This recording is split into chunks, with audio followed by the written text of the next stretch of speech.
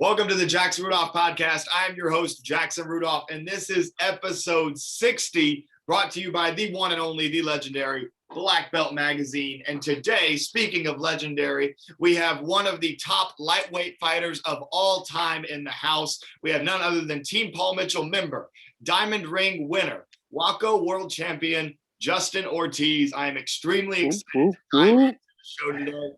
So Justin, take a second, tell the audience about yourself a little bit, and go ahead and take us back. How did this whole martial arts journey get started for you? Let's see. Going back all the way to when I was 3 years old, my dad, for my third birthday, gave me a white uniform. And I think I remember telling you this story. We're in a hotel room and my dad, we were in my dad's basement, and he took my leg, he put it on the couch, and he was like, hold it there, do not move, I'll be back. And I was like, what? Of course, I'm 3 years old. The couch felt like 8 feet tall to me, and my leg is shaking. I'm there for 5 minutes, and then he was like, all right. I started crying, and he was like, all right, now we'll switch to the other side. So that's the beginning of the journey. And then growing up, I was not talented. My brother, I had, my two older brothers, they're twins, Alberto and Louis, and then my oldest, she's my sister, Christina. They're great martial artists as well. Louis, though, was super talented, and so a lot of focus was on him, developing him, and seeing his rise. When he first turned 18, he won grand champions in a crane tournament. And if anybody doesn't know crane tournament, Coach Don Rodriguez, that's his tournament league up in New England. And so he won his first ever grands. And, here I am, getting beat left and right because I was not natural at all. A lot of people say, hey, your kicks, man, they look so natural. You're such a naturally gifted fighter. I'm not. Far from it. I really had to work hard. It wasn't until I was like 12 years old that I started, that my dad saw that I really wanted to compete. So he never really pushed competition on me. And then he started pushing it on me, and he started training me until I was like blue in the face, dizzy, throwing up every single day, stretching me like on some kickboxer stuff or some blood sport stuff. He was really like pulling my legs. And, finally, until I was 14, I went to U.S. Open, which was my first ever tournament I ever traveled to. And I was like, man, if any dreams can come true, it'll be this one, I won my first place in continuous fighting first. And then the next day, point fighting, and then traditional forms as well. So that's kind of been my journey ever since then. Just been. Right. And to put that into perspective for our viewers, right? Going to your first U.S. Open, the first time you ever get on a plane to go to a tournament, and you went forms and you went fighting, point, continuous. That's incredibly difficult to do, not only to win at your first U.S. Open period, but to do it in three very different divisions. Obviously, point fighting and continuous, they're both fighting disciplines, very, very different in the way that you approach them. Oh, yeah. Obviously, absolutely. It's a totally different story. I want to touch on, you mentioned that you weren't naturally gifted, that your siblings were probably better martial artists than you. And I think that a lot of people agree with that sentiment, but you don't hear it or don't agree with it, but they feel that sentiment. You know what I'm saying? Right. That's a lot of people's personal stories, myself included. I remember when I was a kid, I sucked. I wasn't very good, and I had to train really hard to, develop my bow staff skills and all that to be a good competitor, and then try to be a great competitor from there. And I think that a lot of our viewers are the same way, where you hear a lot of these interviews and people are like, yeah, like I started competing when I was 3 or 4, won my first US Open when I was like 6 years old. Like we hear these stories of like prodigies that then become world champions, right? Right. Just talk a little bit more about the experience of being someone that wasn't very good to start with, had to work for it. And how did you use that as a motivator throughout your career? Was that a chip on your shoulder in a way? In a way, because here's my brother winning, and they called it, actually a little background about Louis. They called him the ghost, because he would be off for like 6 months, come back to a tournament, win, just show up and win. Even to this day, like I train with him, and it's like he's still fighting me really well, and I'm like, geez, there's years of him not sparring. I mean, he still works out, but like not sparring or anything. It's like ridiculous how good he is. So it was like and my dad, of course, beforehand, he was a champion in fighting in his division. All 1993, he traveled all around NASCO and, won his division. And I'm sitting here like, man, what's wrong with me? why can't I be like that? Why am I not like that? I'm far from it. And I really was far from it. I was not, like I said, I was not naturally gifted. I was tripping. I was tripping on my own feet everywhere I walked. Just very clumsy. I just felt like I had two left feet. Sometimes I couldn't understand my left and right a lot. And it was just really bad. And then sometimes, just sometimes I would feel like when I was in karate, I would always be looked at like, "What's wrong with you?" And then at first it was kind of like heartbreaking. I was like, man, I'm really not. I'm not good. I'm not. I don't think I can do anything in this. And so I was trying to look at other sports at the time, but and then one tournament, like we were really training for it, and I was just training hard by myself, just really training hard, training. And I get very close. I get second place in sparring. And I believe it was the New England Open, which was Joe Greenhall's tournament. And it's a big NASCAR tournament, and I got second place, and I was like, whoa, like I really pushed, and I was by myself, really, my dad didn't focus on training me like really hard. We had a tournament team, but that's about it. So I just trained with them, but I just pushed myself really, really hard and kept stretching. And my dad was like, "Oh, I think he really wants to do this." And so, yes, he was like, "Do you really want to do this?" And I was like, "Yes, I really want to do this. I really want to do this," because in my head, I was thinking, one, like my family name, like, we got great fighters in the family.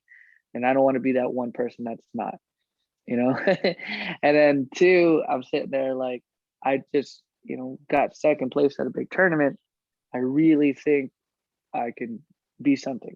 I really think I can do something with it. And I got third place in actually traditional forms at the same time. So I'm like, yeah, I could really do this. And so, I'm training every day, hard working, pushing hard. And my motivation was simply like, at least the first motivation was for me was to at least win one first place. So I started when I was 3 years old, doing karate. I started competing when I was 6 years old. And here I am at 12, 13, thinking to myself, I just need to win one first place. That's how bad it was. Like everybody has that tournament, like, oh, this is my first place, at a regional event, I couldn't even win first place. But then to say, New England had some great talent, coming up. Crane circuit had some great talent, that competed at the national and world circuit and was beating people, internationally as well. So we had some great talent. So I had to really push myself. So that's why I said, like, even if it was just at a regional event, if I just win first place, I really feel like I can, be something, or at least I did something. And so that was my motivation for a while, just get a first place.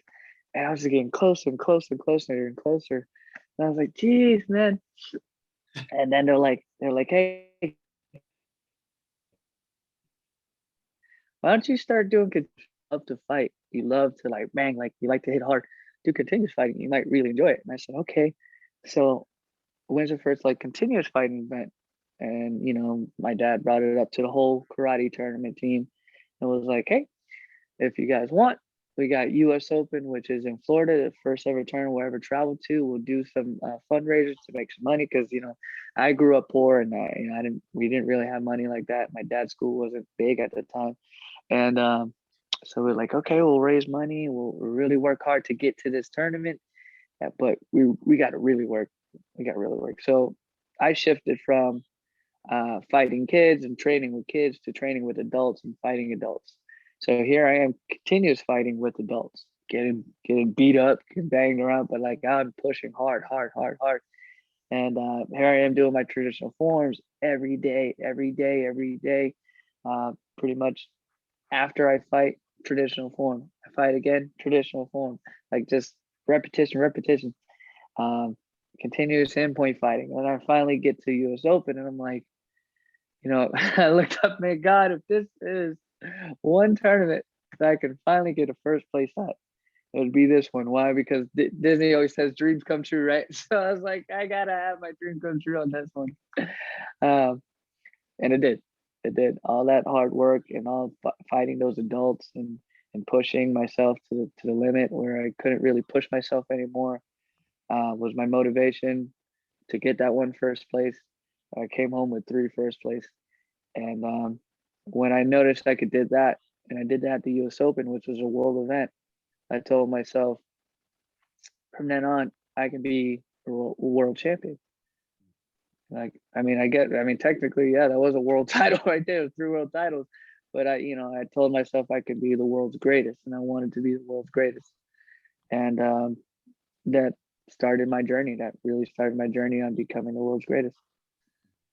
That's awesome. And I think that an important part of that story is you talk about how deep the competition was on the crane circuit. And I think that one thing that is often overlooked in the sport karate community is the importance of high quality, deep competition regional circuits. But, back when I was competing for the first time in Kentucky and Tennessee and Georgia, it was RSKC, the regional sport karate circuit. That was the big regional circuit for the Southeast. Crane was up in the Northeast, and now we've got things like ProMac, which is kind of trending towards a national league. Out in California area, we've got the league with Tony Cattengell and that crew. So there's a lot of really good regional leagues around right now that people can go and get involved in. Sport Karate USA with Jeremy and them. Down in Florida, exactly. Down in Florida, yeah. So there's a lot of great leagues out there for people to go and kind of get that first experience. And leagues where the competition is relatively deep, where they might get some of that experience that they need to be successful when they first show up at world tournaments. Maybe not win 3 first places in their first US Open, but there's some good preparation. So you mentioned that winning, those 3 first places, that's where you kind of had set your goal. Like, now I know I can do it. I want to be the best. At what point did you realize that actually trying to become the best, to become the #1 ranked lightweight point fighter in the world, arguably the best point fighter in the world for a given time, right? At what point did you realize that was happening? Was there a big overall that you won? Did it coincide with getting sponsored by a team? When did that dream that you set at that first US Open, when did you realize that I actually am? Like, I'm becoming this? I would say becoming was when I was 15, like a year right after I got picked up with Mass Mall with Gerald Dawson, God rest his soul. Great man. He picked me up and believed in me, and I was fighting adults at 15, and I was doing great. And his motivation was like, it doesn't matter like who they are, just go in and whoop them. He was like, you are the next thing. He would always say, you're the man, you're the biggest thing coming up. So that right there like pushed me. And then like when I was 15 winning, I was like, oh yeah, I could definitely do this, because I'm going back to my 16, 17-year-old division in NASCA and beating them no problem. So I was like, oh yeah, for sure, I'm on my way. And then when I got on Full Circle, getting on a big national team was a big deal for me. It's a world team actually. Full Circle was a really big deal at the time. And then winning my divisions there, and and multiple NASCA tournaments, that really put me like, oh, I'm right at the cusp right there. And then getting on Team Paul Mitchell, of course, that was a big deal. Like, once you get on, for me, once you get on, I'm wearing the shirt right now. Once you get on the black and white, that pretty much solidifies that you're one of the best in the world. And so to get on the black and white was always a dream of me. So when a dream of mine, and I think for every person that got on the black and white, for sure, right? That's what they say all the time, because it's true. But I got on Team Paul Mitchell. It was like, that was like for me the moment where I was like, yeah, I'm one of the best. I'm definitely one of the best lightweights out there. Like, this is why I'm on Team Paul Mitchell, because there's no other lightweight like me. That's why I'm on this team. However, though, it was my first overall grand, where I was at Rhode Island, Ocean State Grand National tournament. Uh, there was a bet actually first. Let's go back real quick. There was a bet. Uh, Coach Steve Babcock, he's one of the executives on Team Paul Mitchell, co-founder actually of Team Paul Mitchell. Yeah, he has a bunch of stuff from all the way throwback when his team first started. And then I saw in his closet he had a Team Paul Mitchell jacket, and it was one of the original Letterman jackets that has like the globe in the back and all stitched up. I was like, that is fire. I need one of those. And he's like, I'll tell you what, if you win an overall, I'll get you one of those. Now, see, that kind of hit me because I was like, you know what? Here I am, like I'm the best, lightweight, I guess, right now, and I can get on Paul Mitchell, but I'm not the best fighter. I was like, and that bothered me. I was like, I like being on Paul Mitchell, but I don't like being just a fighter on Paul Mitchell. I want to be one of the best on Paul Mitchell. There's a difference being the best lightweight and being the best on Paul Mitchell. Because if you're the best on Paul Mitchell, you're the best in all weight classes all around the world. Like, you are the man, right? So that was my goal. I was like, and I love my teammates to death, but even my other teammates, that was their goal too, right? There was like, I'm gonna be the best, and that's what made our team so great. Like the competition even within us. Even sometimes that was our competition. Everybody else didn't matter. It was competing against ourselves, which really mattered. And so I was like, all right, I gotta beat everyone else. So I just had that chip on the shoulder again. I gotta be the best on this team. So I fight Lazo Gombo, Zolt Murati. Besides all other people in my weight class, I beat them. And then I fight those two in the finals, and those two back to back. That was probably really tough to do for anybody. And I end up winning, and I was like, give me that jacket. I want that jacket. But it was that moment where I was right there. So getting on Team Paul Mitchell was a moment where I was like, I'm the best lightweight out there. Winning that grand was that moment where I was like, I could be the best fighter in the world, period. And then from there, again, it was just steps. It's like those moments where that step, I just wanted to get there. And if I get there, if I knew I got there, I knew I can be that. If I got that first place at that US Open, I can be a world champion. When I got picked up on Team Full Circle, because I can be the best lightweight. And then when I got picked up on Team Paul Mitchell, I was like, I am the best lightweight. Now I got to be the best person in the world. And then when I got the overall grands, I was like, I can solidify myself as one of the best ever to do it. And I'm not saying I'm the best ever to do it, for sure. I don't want to ever put myself out there and say that. That was my motivation, at the time. Right, absolutely, and that's one thing. It's the old cliche: shoot for the moon and you land among the stars. Right. I feel like anybody that we consider one of the all-time great competitors, which is a list, their goal at one point in their career was to be the best there ever was, right? And kind of shooting for that goal is what drives you up to that level. And we're going to go into more detail about some of your point fighting accomplishments and your time on Paul Mitchell. I still remember watching you and Zolt in that final and how intense that was. And for people that don't know this, on Paul Mitchell, we have a policy where we've got two of our guys going up against one another. You don't try to distribute the cheering either way. You don't try to be like, let's go, Justin, let's go. You just sit on your hands and shut up and you just watch. You know what I mean? Because we don't want any teammate to feel like another is favored, right?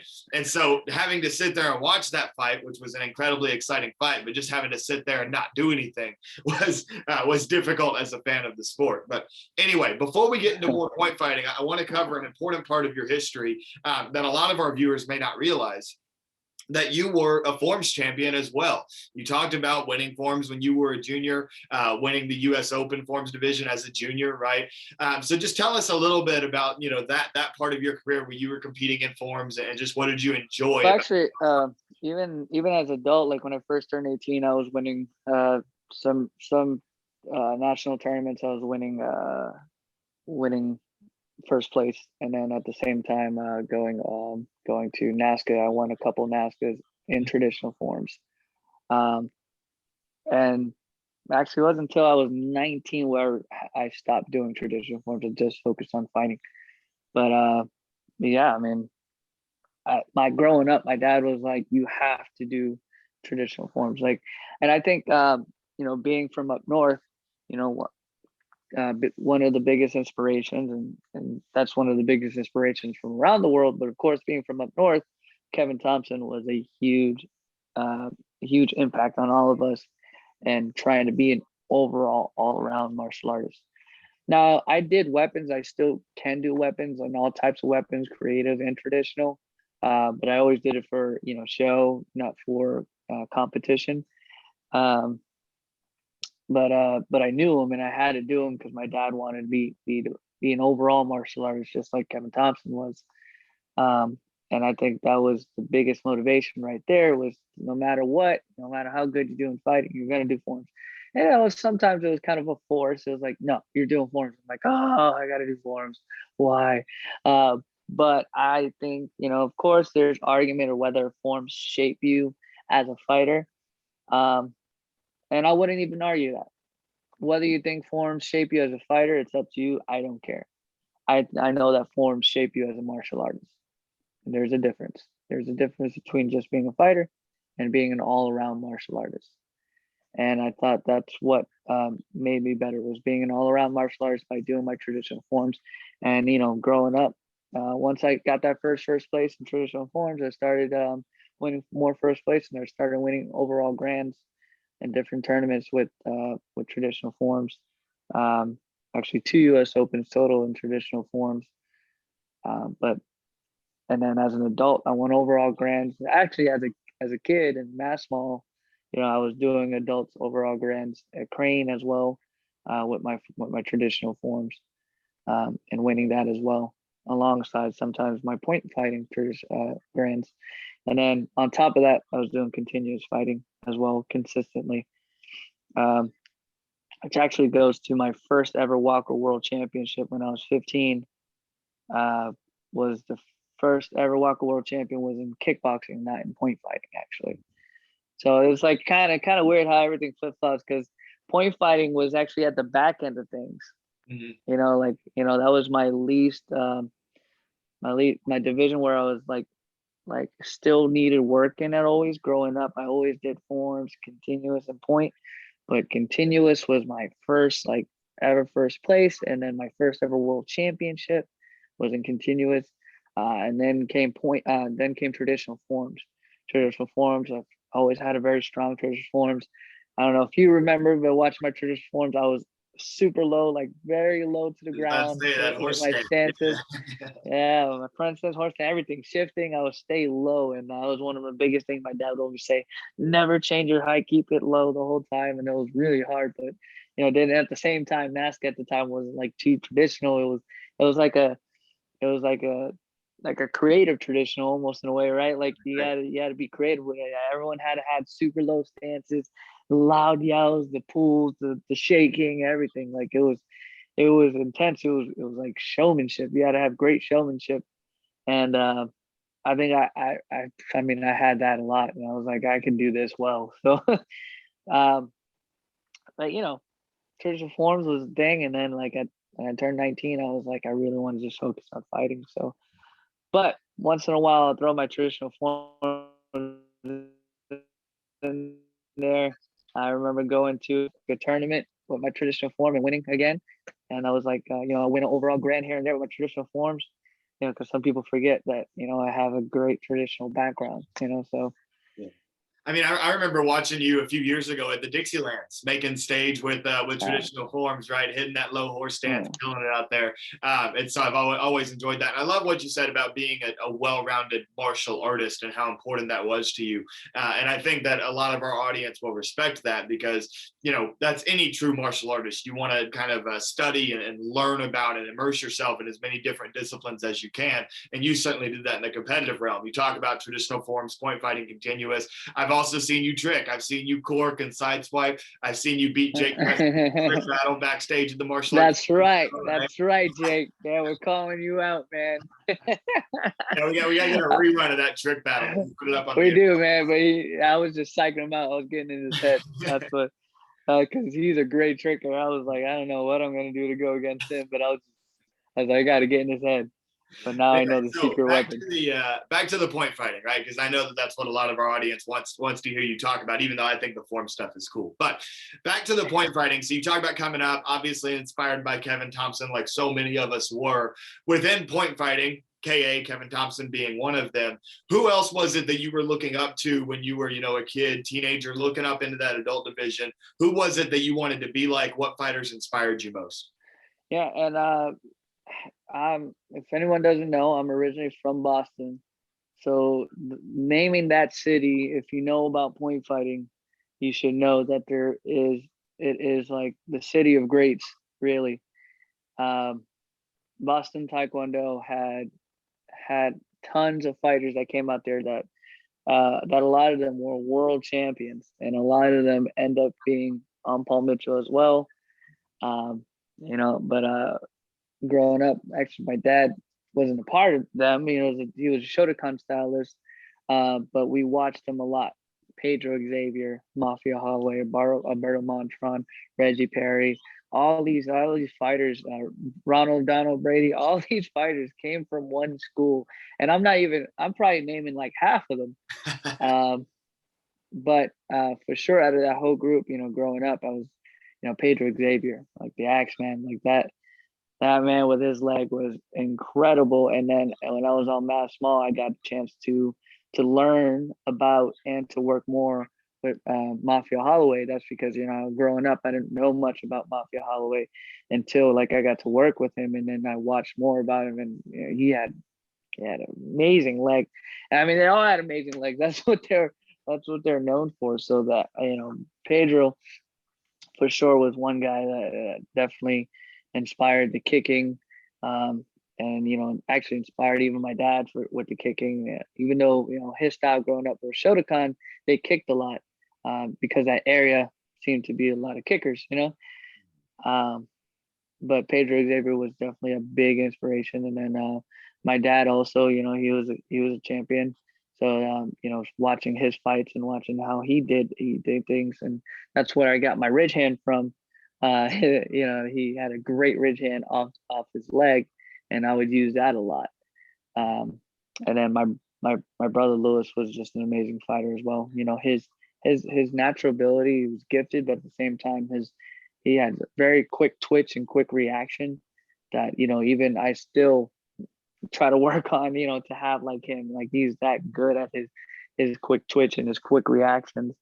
And then yeah, those pretty much it, man. Those are the fighters that really growing up I got looked up to. And then when I was about 17, I got to watch a fighter beat Raymond Daniels like easy with his legs, and I was Zolt Murati. And I was like, whoa, who is this guy? I didn't know him. Nobody knew of him actually at the time. He just came from Europe. I mean, nobody knew him here in the States. They probably knew him in Europe. But I'm watching, I'm like, who is this guy? Like, he is kicking him left and right. His defensive psychic was so fast.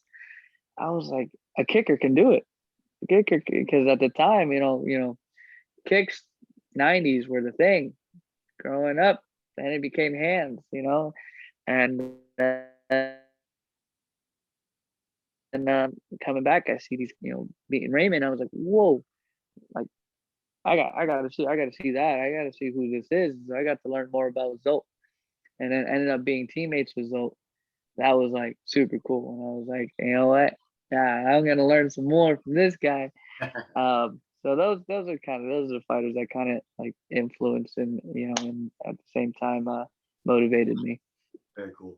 And one of the things that's so interesting about that is almost every fighter you mentioned, if not every fighter you mentioned, well, outside of your family members, were Team Paul Mitchell members. You know what I'm saying?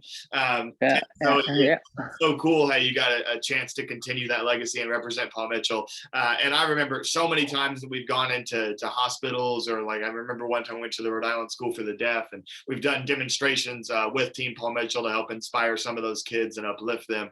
And watching you and Zolt do kicking drills just as a demonstration for those kids, one of the coolest things, because the two of you could kick all day, right?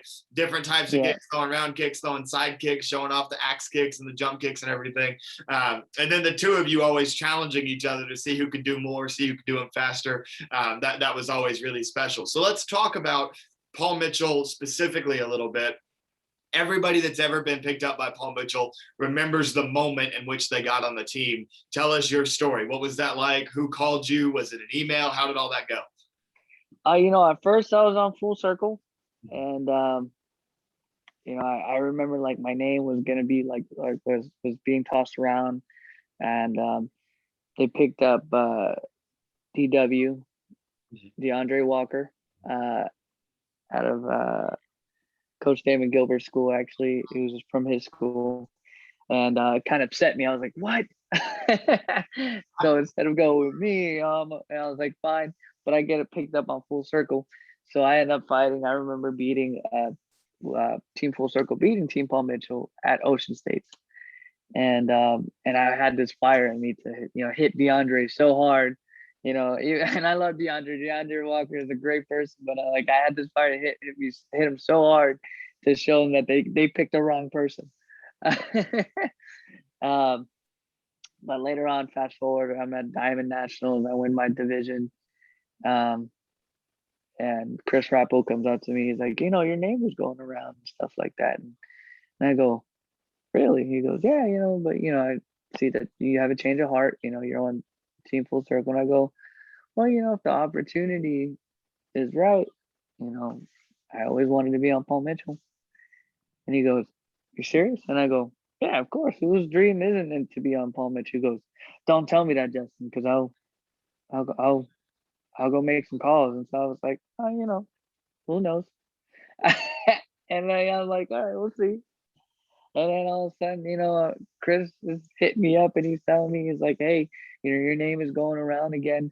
But we got to know if you're willing to jump ship and go Team Paul Mitchell. And now at the same time, Team Full Circle and Mr. Tom Kelly really took care of me. But again, it was always my dream to get on the black and white, to get on Team Paul Mitchell. And I was telling them that, they do a lot for me, but it's my dream to get on Team Paul Mitchell. So December of 2012, I get a phone call. This is months later. A couple months later, actually. Yeah, I get a phone call. And it's from Chris Rappo. And he goes, hey, the executives are really talking about you. You're making some real big noise. And we think under Damon Gilbert as well that you can do some great things.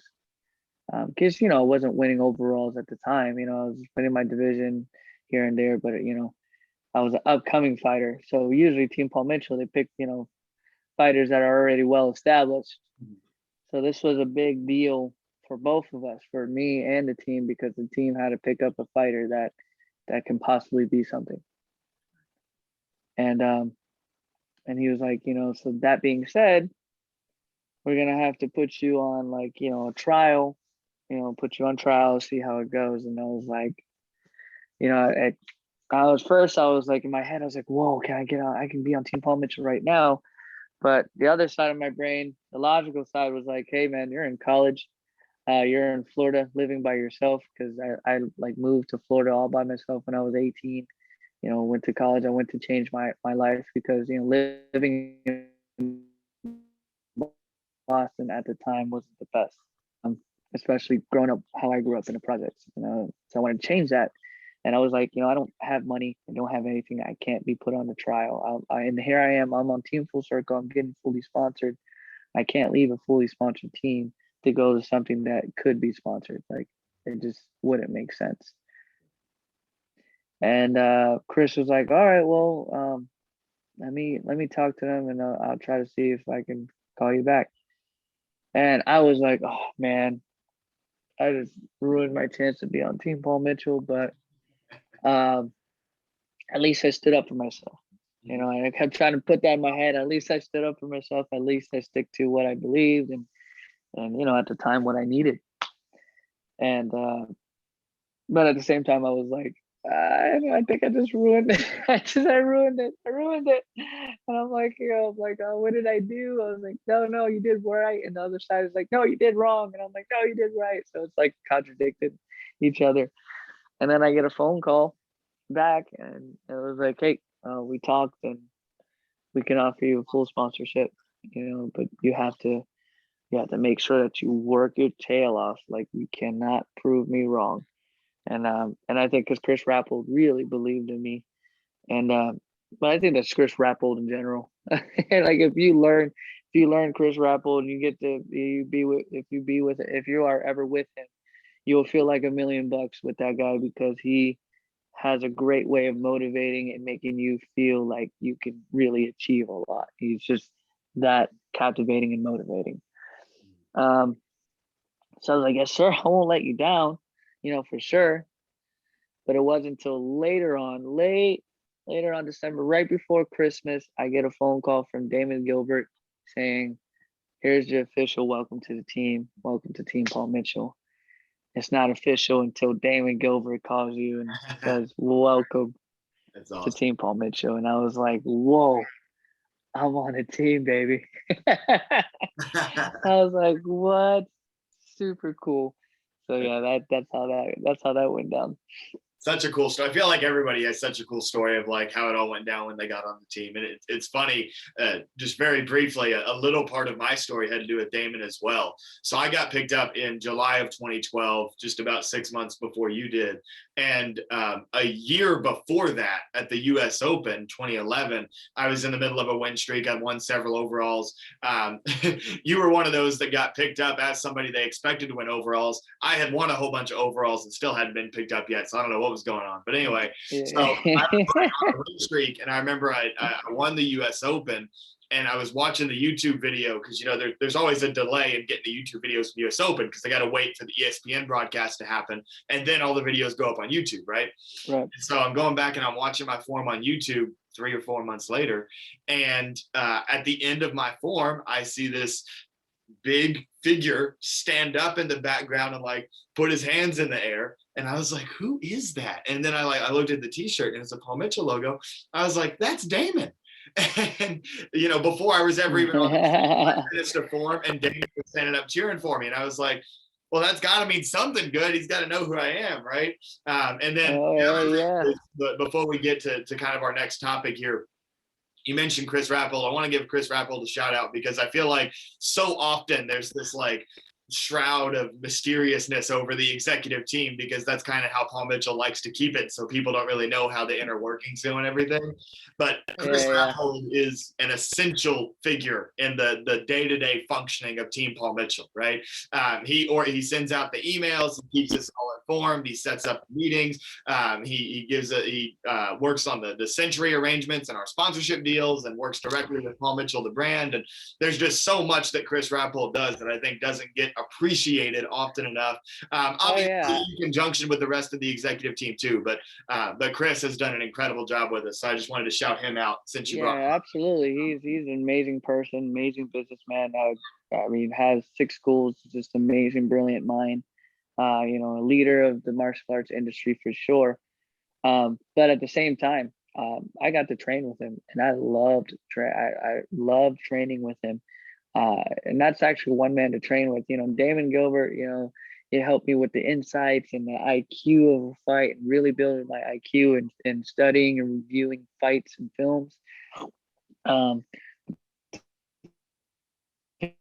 Physical side, like, I really never got to train Chris Rappold. I got to. When I first got on a team, he was like, whenever you're in Boston, come to my school. And I would hit him up. I was like, hey, coach, I'm near the area. There's a time I can come to school. And he would make time. He would actually bring other people to fight with and to train with. And his knowledge about the body is Mhm. astronomical. You know that the man, Oh, I yeah. mean, he uses this terminology because he uses big words all the time because he's such a smart man. But he always use anatomically correct. So every time we did something, it had to be anatomically correct. Uh, and it was like, there's stuff that I thought I was like nailing and stuff, and he would like, fix this, do this with your hand. Even some certain things, like even how I position my hand, like sometimes he'll tell it, move it a little bit over this side. You'll notice you can do this a little bit better. And stuff like that actually helped me win overall grands. Like remembering some of the things that he told me helped me win overall grands. So Chris Rappel, not only just amazing mind behind Team Paul Mitchell and some of the great moves that we did as a team, but a great trainer, great martial artist. He was a champion himself, and just a leader in the industry. So yeah, definitely shout out to that man. Sure. Couldn't agree more. And so now we're going to continue talking about Paul Mitchell a little bit. What's your favorite memory from just being on the team? Obviously, you've had great wins, winning that first Ocean States with the name on your back. But as far as just being a member of the team, we've done so many things, going to Vegas for the Super Show, Cayman Islands for seminars down there and training. Does one story or one memory stand out to you as just like a cool moment being on Team Paul Mitchell? Man, you keep taking my stories, man. No, you know, I mean, I'm gonna quickly go by that real quick. The Ocean States first ever grands was an amazing moment, because solidifying me as one of the best on the team, or feeling like I'm a part of the team. But the team getting around me and congratulating me felt great. Cayman Islands, we got to train together and be together and really bond as a team. That was amazing. Vegas, same thing. And being a part of the martial arts super show was a big deal. But none of that beats us going to Atlanta to perform for the Children's Hospital. These are kids that, some of them are terminally ill, and might not see like the next day after we perform for them, or a few months they would have to go, or just really sick and really need help. Um, Performing there, that felt like the best ever moment because one, to give back was amazing. To put a smile on those kids' face was the best thing in the world. Really melt my heart. Like it just meant the world to me to do that. Um, Two, it really felt like I was on a professional team because it wasn't just the martial arts. It wasn't just about competing or going to a tournament, and it really wasn't. I mean, if you know Team Paul Mitchell, like how we know Team Paul Mitchell, it's not just about going to a tournament. We're way more than that. There's way more with Team Paul Mitchell, and a lot of that to some people might be like a heavy weight on their shoulder. This is why only the best get picked on the team, but it's not just the best martial artist; it's the best all around person, and that's what I felt like is what makes a professional. It's the best overall person, and us doing that for the children and trying to make them smile for at least one day and make them feel better felt like us trying to be overall great people and trying to give back, and that felt like a professional team to me. That moment I felt like this is what makes us different from any other team because we get to do this for these children. And no matter what we do, no matter what uh, events that we get a part of, we always do some fun things and travel the world together and see some great sights. But when we stop, we go into a children's hospital, we went to school for the deaf, we went to another children's hospital. Like we, when we visit this and do things for people, and perform for veterans, when we perform for the vets, when we do that stuff, man, that means the world to me. It really, really, I even have a history of a lot of family that died of cancer, and so to do that just really meant the world to me. Oh yeah, I mean, those are some of my favorite memories as well. I mean, it's a lot of viewers know that I'm in the process of applying to medical school right now, and a Yeah. huge motivating factor in that journey for me was doing the hospital visits with Team Paul Mitchell, and the ability for us not doing anything treatment related, just showing them karate, and then getting a chance to talk to the patients and their families, and the ability that we had to get their minds off of the situation that they were faced with and have them just enjoy something for a few hours is something that was so powerful and was so humbling, and it's such a blessing to be a part of. So I couldn't agree more that that's definitely some of the best memories that we've had, is all the times going to children's healthcare in Atlanta, which is associated with Emory University, Hasbro Children's Hospital up in Rhode Island, Walter Reed Right. up in DC. I mean, so many great memories, and being able to give back in that way was so special. And so now we're going to dive back into the actual point fighting and competing and the tournament side of everything. And I've got a very simple question that I think will interest a lot of people. If you had to pick three fighters who are the toughest fighters you ever fought, maybe they were the most talented, maybe they were the worst individual matchups for you personally, who would you say your three toughest fighters that you've ever had to beat were? Me, and me. I'm just kidding. Um, uh, Jack Felton is my number one. Mhm. I think I mentioned that anytime I do an interview, I always mention that fight that we had at Diamonds. But everyone forgets like all the other fights. Like I mean, Jack has beaten me multiple times, and I've beaten him multiple times, and it's like been back and forth a lot. But like in the beginning, he was beating me, you know, mainly, and then I had to come back and I'm finally beating him. But like that one fight that we had at Diamond Nationals, that was like a mean fight, double overtime. Here we are, like 8 minutes in the fight. 14-12 was the final score. Like our matchup, like he's hands on feet, but then once in a while he can kick. He surprised me with his feet, and then I surprise him with my hands. Because I can punch. Just I prefer kicking, but but that matchup is just insane. Like we always go back and forth. So that's tough. Then I would go right after that. I would go Laszlo. Mm. Um, and I fought Zolt, and I think I do well neutralizing his leg and using my angles. I think Laszlo is really tough because it's like kind of the same thing. Just one's kick, one's blitzing, one's kicking, and but we both have angles and movements. So it's literally a game of chess, and literally a game of angles, like just real intense geometry or trigonometry, just like really cutting angles and moving in circles, and it's annoying actually fighting him. Just I know it's like annoying him fighting me, and like we went back and forth. It's funny because every time I was in Europe, I lost him. Every time he was in the States, he lost to me, and we always go back and forth like that. It was funny. Um, and let's see, I would probably say my third one. Um, I don't know. I mean, people will argue Raymond. Like I fought Raymond Daniels and at a Battle Atlanta, but I didn't. If I'm being honest, I didn't find it to be a hard fight. It was more of wind and making sure I had the right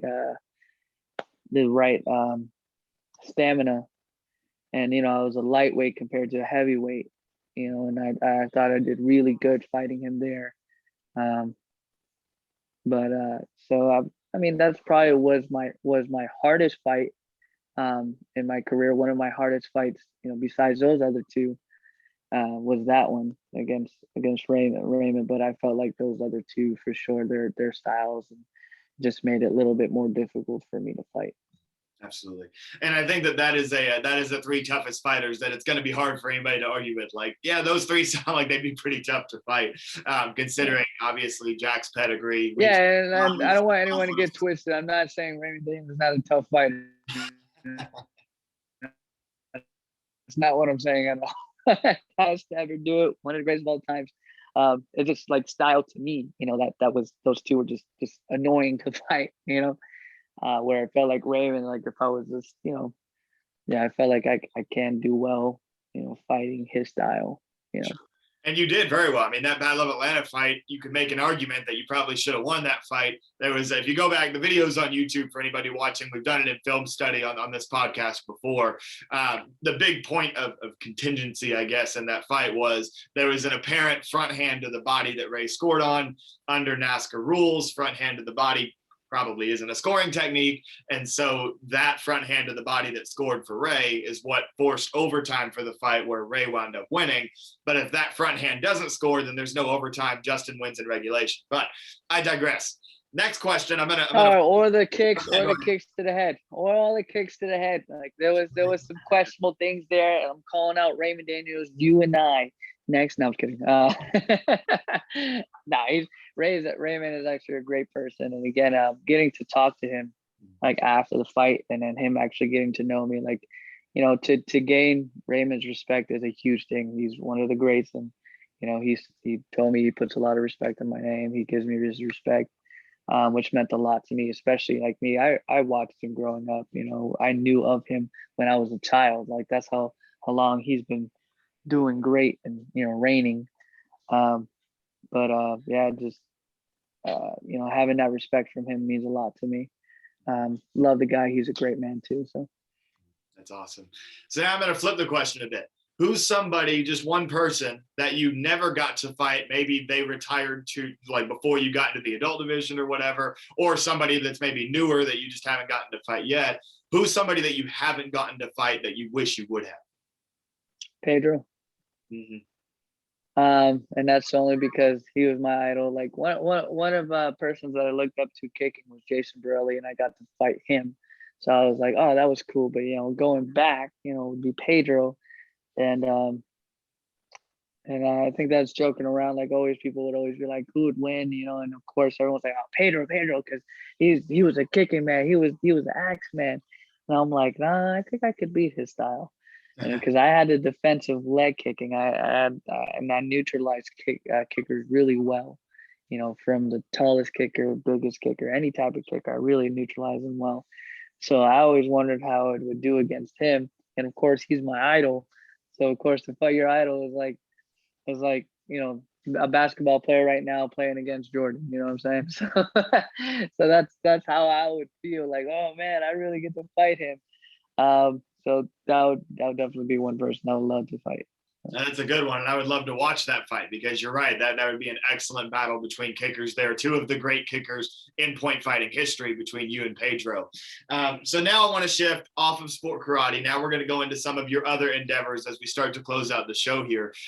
One thing that's really exciting, you've been featured in Ozark, Cobra Kai, which I know a lot of people are huge fans of. Yeah. I know that you can't, tell what color you are yet, but you're going to be one of the Power Rangers in an upcoming series, right? Yeah, so I'm the mysterious samurai, which I can't tell much from there, but yeah, there's a story behind it, and people are gonna start connecting dots and stuff like that. But yeah. So my question is, typically, we see forms and weapons competitors that do the tricking and everything make a transition to stunts relatively frequently. I mean, especially in the last 10, 15 years, a lot of the forms and weapons champions go into the stunt industry.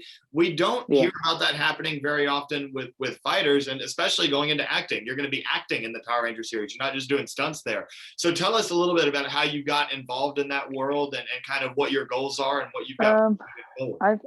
I think one of the biggest things too, just to touch up on that a lot of people think that, to do stunts, you need to have all this tricking, you need to have all these abilities and stuff, but you really don't. Like stunts is fighting.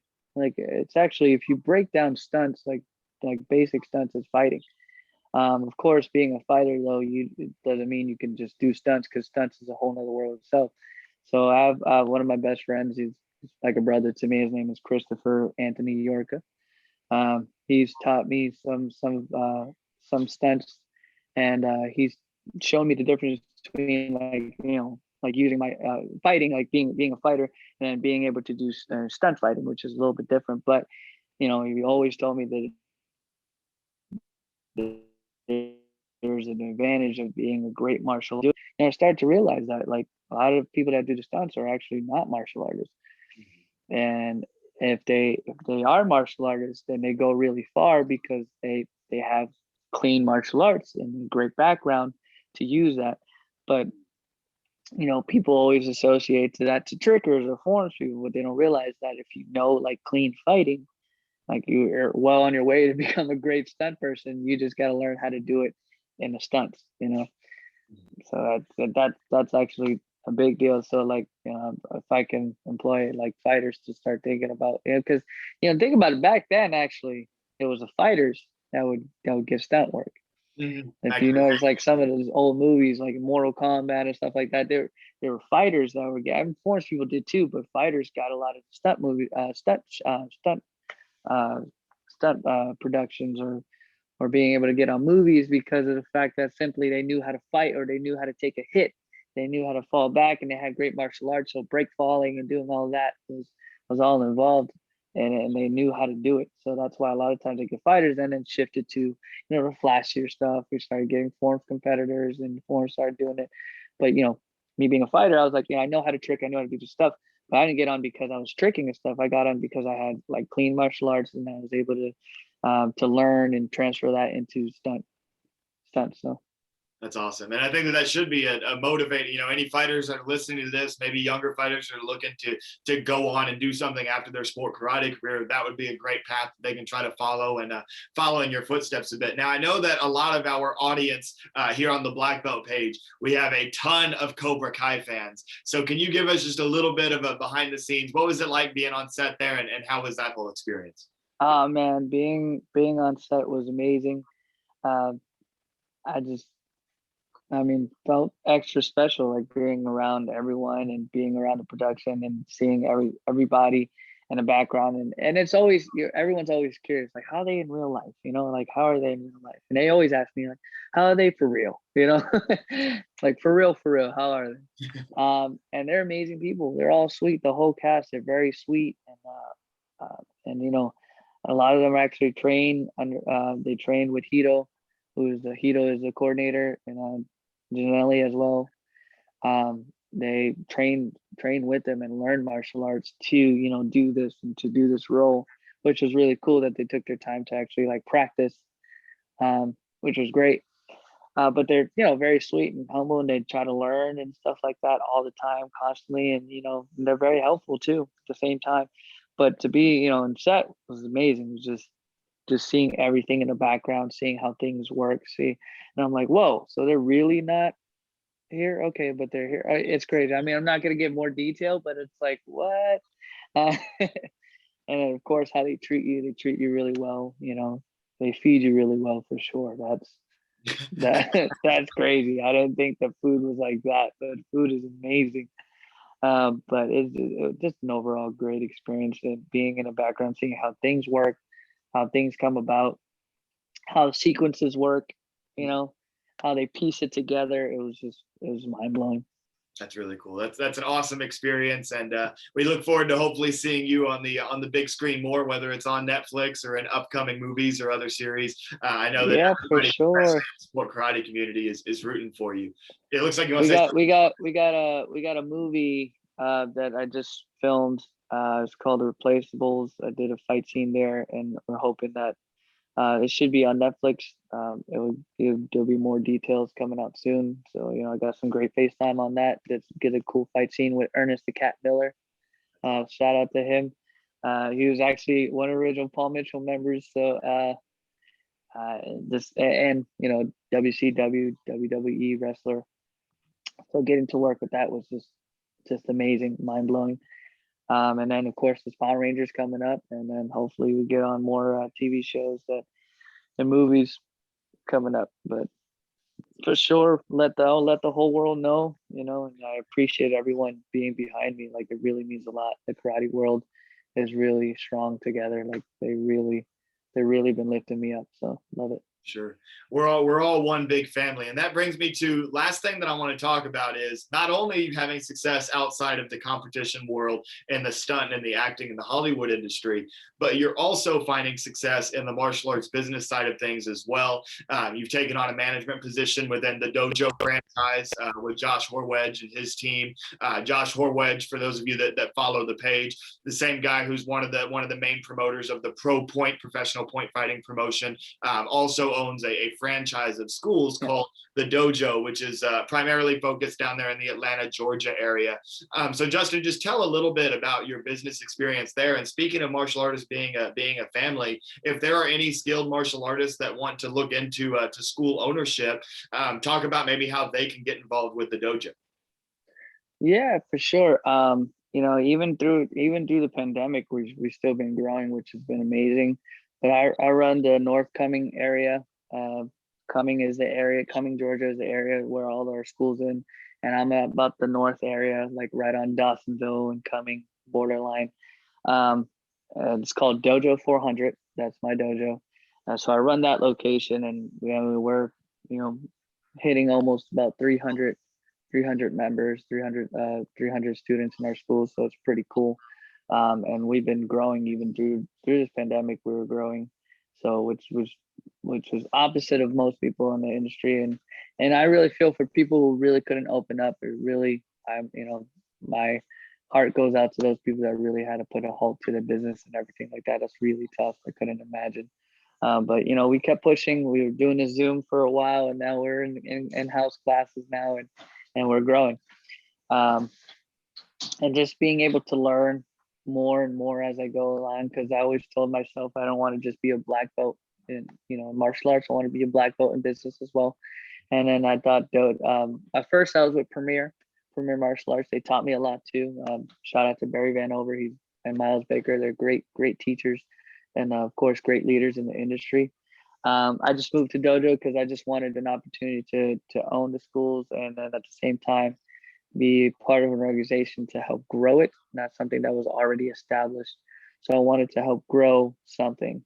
I wanted to be a part of that. And Josh does a great job at being a leader and being someone that can give you the tools to grow. He just taught me so much, and he's just got a heart of gold as well. If anybody knows Josh, that man will give you the shirt off his back. He is just an amazing person.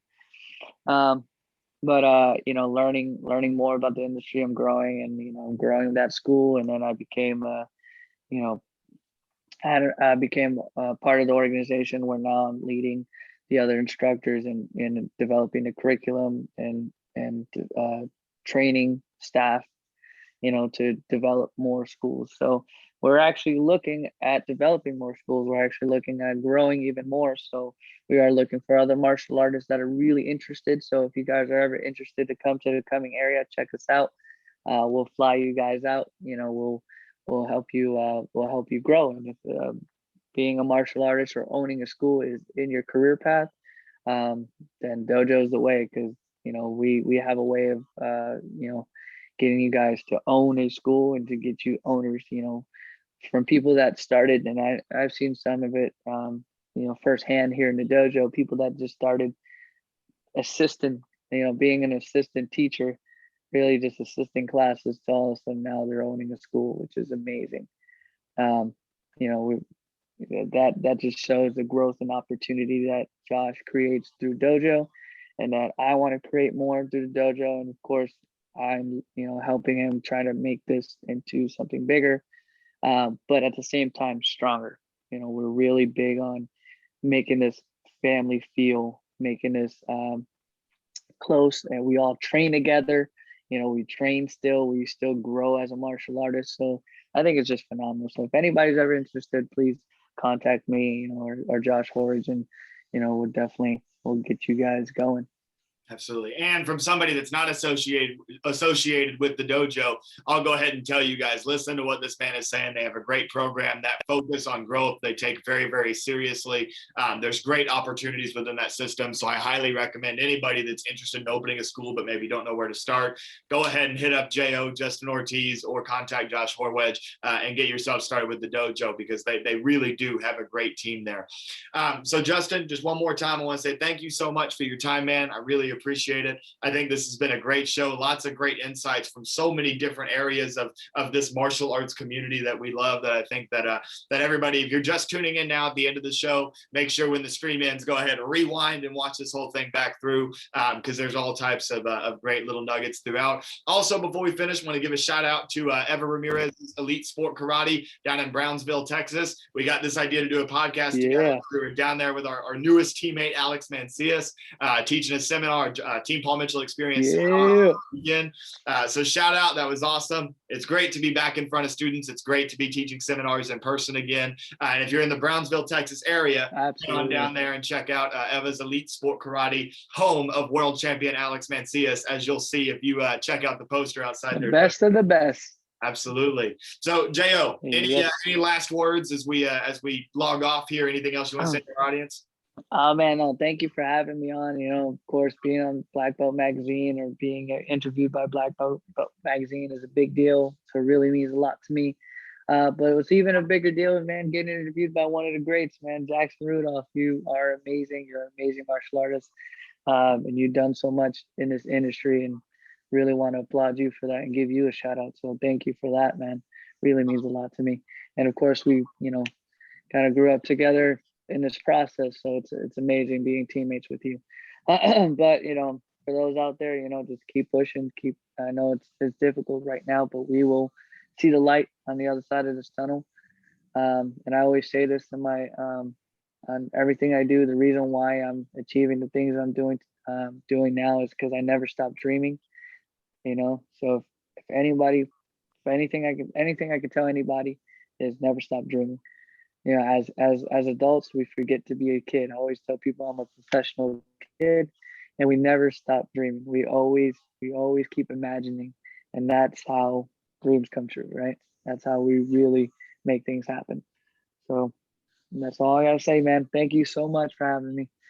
Absolutely. Well, that's an excellent take-home message. I hope that everybody ingrains that in their memory, because I couldn't have wrapped things up better myself. Thank you so much for the kind words, J.O. I really appreciate it. That means a lot to me coming from you. I love you like a brother. You're a teammate, your family. For all of our viewers out there, thank you so much for tuning in. This has been episode 60 of the Jax Rudolph podcast, brought to you by the one and only Black Belt Magazine. And I'll see you guys next time. Wow.